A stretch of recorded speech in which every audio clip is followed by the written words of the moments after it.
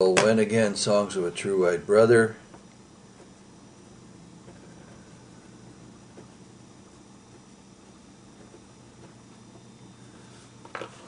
The last time I was talking about the fact that there's this commonality that exists between those who identify themselves as new atheists and those that identify themselves as creationists. And these identities are found in their biographies and the natural obligations that result from them becoming parents and having children. And I was suggesting that the reason that the world conceptions vary is because in order to live out the karma that they have with other individuals, with other immortal spirits that are incarnate in this time, they have to be able to come into particular communities. And one of the ways these communities are organized throughout the world is in these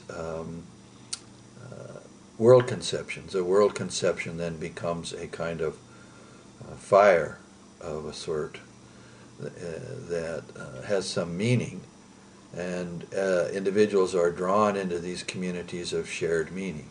And again, this is a universal characteristic. We're just looking at the phenomenon of human beings living on the planet without getting into what they're arguing about with each other, but stepping outside that and recognizing that as individual human beings living out their biographies, they're drawn into these communities of shared meaning. And this shared meaning is important to them because it represents a kind of comfort zone. Now, where does the comfort zone come from? Well, in a somewhat oversimplistic fashion, you could say that each of these individuals, whether they're members of a creationist community or a terrorist organization or an army group chasing terrorists in Afghanistan, or they're new atheists, they all have these world conceptions in which they organize their relationship to the world. And to a certain extent, they've never thought about it very much. It's just something that they acquired during the course of their biography. And we can look all over the world and make these distinctions and recognize that we have then these communities of shared meaning. And the meanings don't have to agree, because one of the things we're looking at when we look at the biographies of immortal spirits in the present time is that they have to be able to come together in communities of karma, because they have karma to work over with each other. Now, let's sort of keep in mind that karma is a lot more complicated and a lot more interesting in a lot of ways than we think. In fact, Rudolf Steiner considered the teachings of karma that he did one of the most important acts he engaged in as a researcher into the spirit, scientific research into the spirit. And in fact, there's 8 volumes in his karma lectures.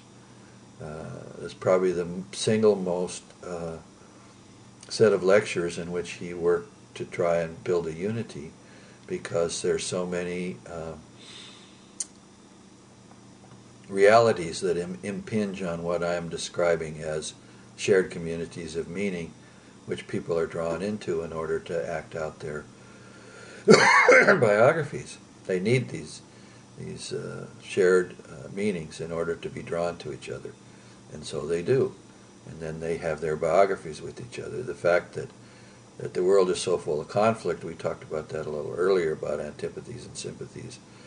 It's a natural extension of the level of development of the human being today, and it's a little bit dangerous. But let's get in a little more deeply into this shared meaning element. When we grow up and begin to look at the world out of our individuality and begin to create our conceptions that we have about it, which we draw from our own family background in a lot of cases, and the place we were raised, and so on and so forth. We look out at the world, and we look out at it through this lens of liking and disliking, and we see things that we dislike or we don't understand, and we see things that we like or we have sympathy for that we do understand.